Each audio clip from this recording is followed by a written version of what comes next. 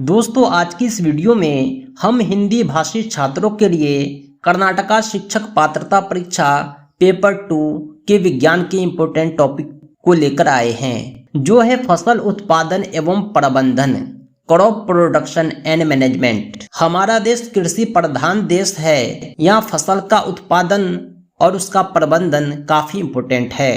कृषि से रिलेटेड हम प्रमुख बिंदुओं को देखेंगे। फसल का उत्पादन कब और कैसे होता है, उसके प्रबंधन की क्या शर्तें हैं, क्या आवश्यकताएं हैं, सब पर हम चर्चा करेंगे।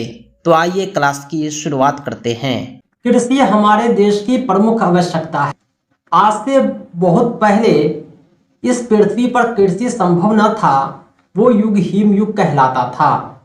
धरती का टेम्परेचर काफी कम था, हमेशा बर्फबारी हुआ करती थी। लेकिन ईस्वी से 10,000 साल पहले हिमयुग का अंत हो जाता है और कृषि की शुरुआत होती है। जब कृषि वजूद में आता है तो आवश्यकता की पूर्ति हेतु एक ही किस्म के पौधे किसी स्थान पर बड़े पैमाने पर उगाए जाने लगे। उसे ही फसल कहा गया। जैसे अन्न, धान, गेहूं, मक्का, जौ, बाजरा, सब्जी, फल, ये सब के सब खाद्य पदार्थ है, हमारे पेट को भरते हैं, इसीलिए ये फसल कहलाते हैं। अलग अलग क्षेत्रों में अलग अलग फसल की खेती की जाने लगी। इसका कारण ये था कि ताप का, आर्द्रता का, वर्षा का एक दूसरे क्षेत्र में भिन्नता का होना। कुछ फसल को तेज गर्मी की आवश्यकता होती है तो कुछ फसल को बरसात की, कुछ फसल को बहुत कम पानी लगते हैं। इसीलिए आप देखते होंगे कि ताप, आर्द्रता, वर्षा के अनुसार अलग अलग क्षेत्रों में अलग अलग फसल की खेती की जाती है। बहुत सारे फसलों पर आप गौर करेंगे तो उनकी पैदावार ऋतु पर डिपेंड करता है। इस प्रकार हम फसलों को कैटेगराइज कर सकते हैं। मुख्य रूप से फसल को दो वर्गों में बांटा गया है। एक है खरीफ फसल, दूसरा है रबी फसल।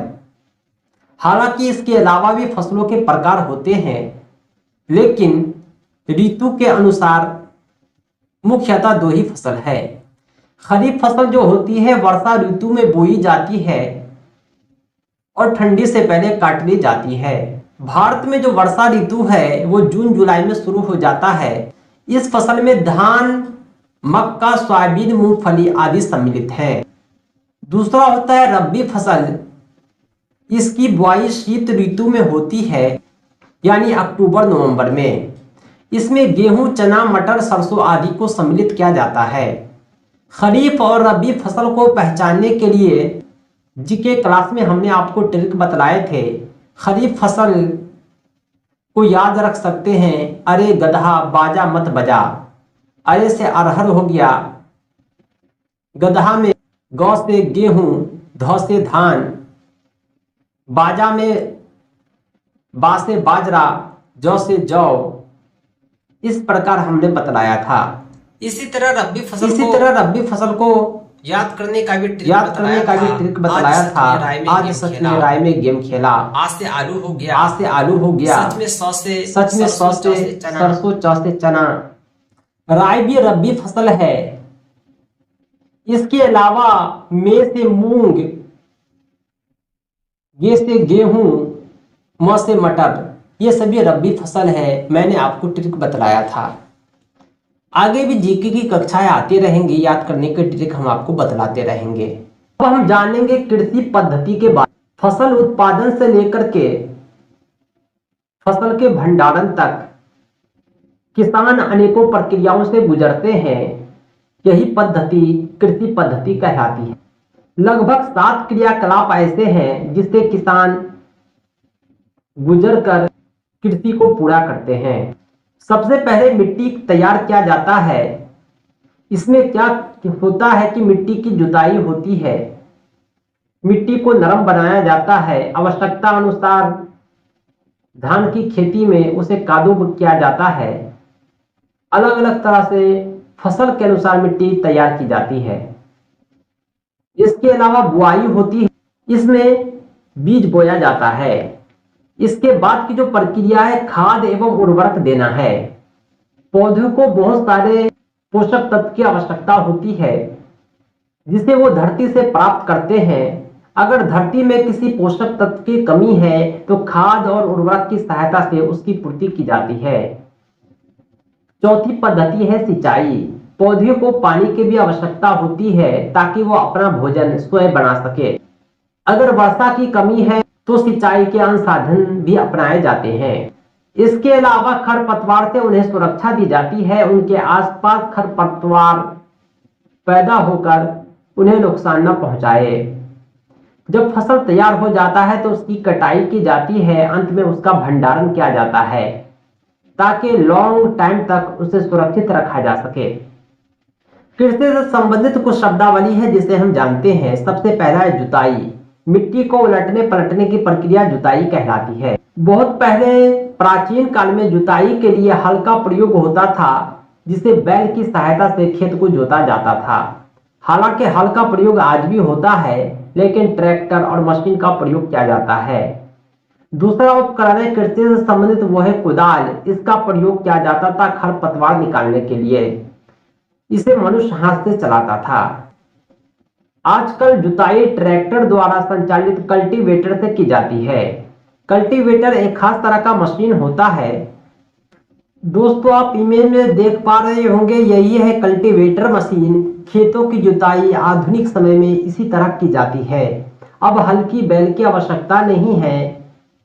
ऐसे ऐसे मशीन आ गए हैं जो खेतों को कम समय में आसानी से जोत देते हैं और अच्छे से जुताई भी होती है। इसे कहते हैं कल्टीवेटर। अगला जो शब्द है वो है बुआई। बुआई को फसल उत्पादन का सबसे महत्वपूर्ण चरण माना जाता है। इसमें खेतों में बीज डाले जाते हैं। अगला है परंपरागत औजार। इसमें खुरपी आदि का प्रयोग किया जाता है जिसका प्रयोग बीज रोपने में किया जाता है। लेकिन आज के आधुनिक समय में मशीन द्वारा बीज की बुआई होती है जिसे सीड ड्रिल कहते हैं। दोस्तों अभी आप इमेज में देख पा रहे होंगे, इसी मशीन को सीड ड्रिल मशीन कहते हैं। बीज बोने के लिए इस मशीन का प्रयोग किया जाता है। आगे से तो आपको ट्रैक्टर दिखता होगा लेकिन इसका काम है खेतों में बीज को बोना और इतने अच्छे से बोता है कि एक आदमी अपने हाथों से नहीं बो सकता। अगली प्रक्रिया है खाद एवं उर्वरक मिलाना। मिट्टी में पोषक स्तर बनाए रखने के लिए खाद एवं उर्वरक मिलाया जाता है क्योंकि पौधे जो होते हैं धरती से ही पानी और दूसरे पोषक तत्व प्राप्त करते हैं।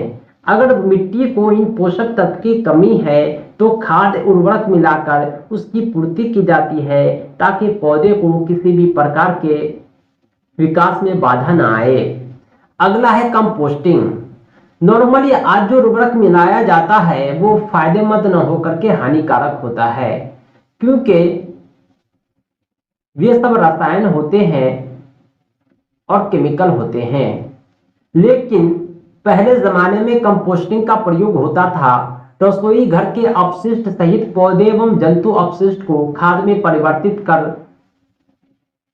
कंपोस्टिंग बनाया जाता था। यानी आलू के छिलके हो गए, सब्जी के छिलके हो गए, इस तरह के घरेलू कचरे को, गाय के गोबर को, बकरी के नेरी को, इस तरह सभी जंतु के अपशिष्ट को मिलाकर सड़ा गलाकर खाद बनता था जो कंपोस्टिंग कहलाता था। अगला है वर्मी कंपोस्टिंग। रसोई घर के कचरे को कृमि अथवा लाल केंचुओं द्वारा कंपोस्ट में परिवर्तित करना वर्मी कंपोस्टिंग कहलाता है। यानी रसोई घर का जो कचरा है कुछ दिनों बाद आप देखे होंगे कि उसमें जो है लाल केंचुआ आ जाता है। लाल केंचुआ उसे सड़ा गलाकर जो है कंपोस्ट बनाता है, उसे ही वर्मी कंपोस्ट कहते हैं। अगला है सिंचाई। सिंचाई कहते हैं निश्चित अंतराल पर खेत में जल देना। जिस तरह हम मनुष्य को प्यास लगती है, पेड़ पौधे भी पानी द्वारा अपना भोजन बनाते हैं। प्रकाश संश्लेषण के क्रम में उसे पानी की आवश्यकता पड़ती है जिसकी पूर्ति सिंचाई द्वारा की जाती है। सिंचाई के अनेकों स्रोत हैं, कुआं, तालाब, नदियां, बांध, ये सब सिंचाई के स्रोत हैं। खेतों में पानी पहुंचता है। सिंचाई की कुछ आधुनिक विधियां भी विकसित हो गई है, जैसे छिड़काव, ड्रिप तंत्र आदि। यानी कम पानी में ज्यादा खेत को पटाना इस आधुनिक विधियों से संभव है। अगला है खरपतवार से सुरक्षा। खेत में कई अनवांछनीय पौधे उग आते हैं जिसे खरपतवार कहते हैं। आपने गेहूं के खेत में बथुआ साग का नाम सुना होगा। ये भी वास्तविकता में एक खरपतवार ही है जो पौधों के लिए हानिकारक है। इस खरपतवार को खेतों से हटाने की जो प्रक्रिया होती है वो निराई कहलाती है। खरपतवार को हटाने को निराई कहते हैं। इस खरपतवार को हटाने के लिए अगर हम केमिकल का प्रयोग करें तो यह रसायन कहलाता है।